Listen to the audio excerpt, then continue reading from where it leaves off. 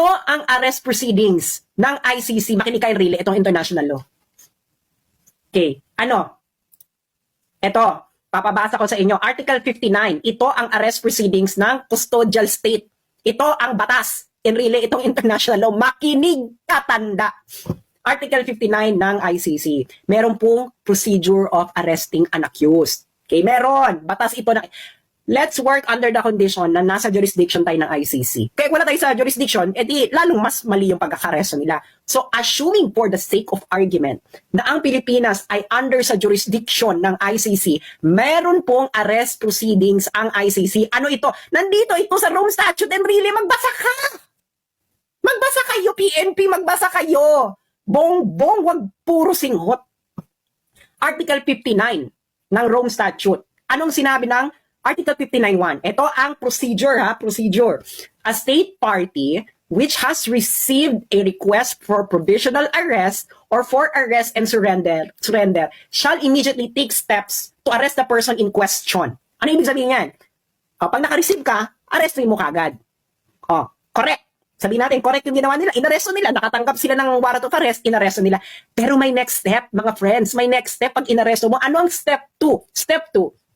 A person arrested shall be brought promptly before the competent judicial authority in the custodial state, which shall determine in accordance with the law of the state that 1. A. Warrant applies to the person. 2. The person has been arrested in accordance with the proper process. And C. The person's rights have been respected. Step 2 pa lang tayo. Anong sabi nito? Tatagalogin ko.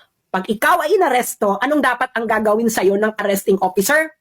Dadalin ka sa harapan ng competent judicial authority. Ibig sabihin, si Digong dapat dinala saan? Sa hukuman ng Pilipinas. Sa harapan ng hukuman ng Pilipinas. Pero anong ginawa nila? Saan nila dinala si Digong? Sa Villamor Air Base. Kailan naman naging korte ang Villamor Air Base? Napakalinaw dito, mga engot kayo. ICC law ito ang ICC procedure. Ito yung pinagmamalaki ninyo, violate nyo yung law. Number 1 violation, hindi nyo dinala si Digong sa harapan ng competent judicial authority. Yung competent judicial authority na yun, which is ang ating korte, dapat ididetermina ng competent judicial authority ng Pilipinas na 1, na ang warrant ay nag-a-apply kay Duterte, and number 2, na yung naaresto si Duterte has been accordance with the proper process. Was it proper process? Hindi mo nga dinala sa harapan ng competent judicial authority. Torres, tanga ka!